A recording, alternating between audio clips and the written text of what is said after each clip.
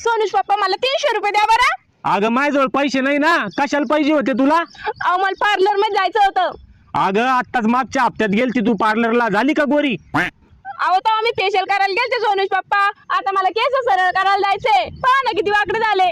घरीच कर ना मग सरळ, सगळं घरदार सरळ केलं तो, आणि तो ऐकून केस सरळ होईना का? द्या बाई सोनूज पप्पा, मला बाकीच काही माहित नाही. द्या मला पैसे, मला जायचंय. या पाय माझ्याजवळ 1 रुपया नाही, तू उगाच डोकं लावून राहिली मला. द्या सोनूज पप्पा. नाही ना, माझ्याजवळ खरंच नाही शिवकन्या. खरंच नाही सोनूज पप्पा? माझ्याजवळ लगे रुपया नाही. नाही नाही ना. जाऊ द्या मग. हा जाऊ द्या मग. मी आता काय करते, माझ्या जवळची खरंच ते, मग नंतर तुम्ही मला देऊन टाका. उठ उठ इथून, उठ का? सुने, माझ्या खिशातून पैसे काढलेस का?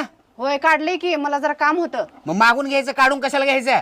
किती दिवस मागून घेऊ? मला आत्मनिर्भर बनायचं आहे. आत्मनिर्भर म्हणजे काय? स्वतःवर अवलंबून. तुला त्याचा अर्थ तर माहित नाही. आत्मनिर्भर बनायचा आहे.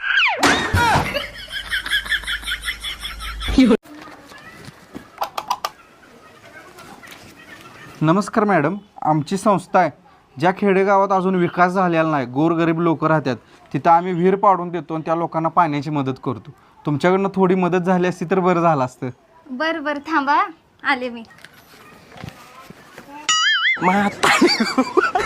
हे घ्या, तुमच्या विहिरीसाठी माझ्याकडे 1 कळशी पाण्याची मदत.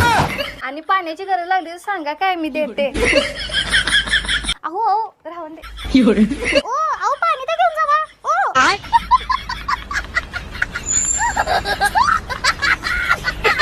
सोनूज पप्पा काय ग? नाव घ्या ना. कोणाचं घेऊ? अच्छा उखाना म्हण ना. सोनूज पप्पा उखाना घ्या ना. हा मी घेतो उखाना, पण सत्य परिस्थितीवर आधारित आहे बरं. तुला राग नको येऊ देऊ मग. हा घेतो मग उखाना. जेव्हापासून तर संग झालं मग लग्न, माग लागले विघ्न.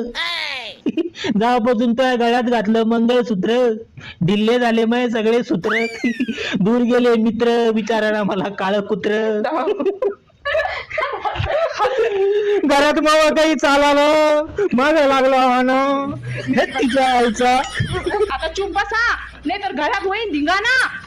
तुम्हाला मी नाव घ्यायला सांगितलं होतं का? रडगाणं गायला सांगितलं होतं? सत्य परिस्थितीवर आधारित तू काय सत्य परिस्थितीवर आधारित आहे? उखाना. तुम्ही नाव घ्या, माझं नाव. तो हिचं नाव आहे शिवकन्या. हिला कोणी काहीतरी सांगा ना, ही मग काही तर ऐकाना ना. तुम्हाला किती एकर शेत आहे टोटल? 2.25 एकर आहे. फक्त माझ्या पप्पांकडे 100 एकर शेती आहे, आणि सगळं त्याच्यातलं मी स्वतः बघत असते. सगळं मला येतं शेतातलं. हो का? छान छान. तुला मकाच्या शेंगा चारू का? हो हो हो, चारा ना. मला खूपच आवडतात मकाच्या शेंगा. मी असे शेतात गेले का पप्पा माझ्यासाठी बुचके आणतात मकाच्या शेंगाचे. मकाच्या शेंगा 100 एकर शेती. काय झालं असं मग? 1.25 एकर वाल्याला काय माहिती मकाच्या शेंगा.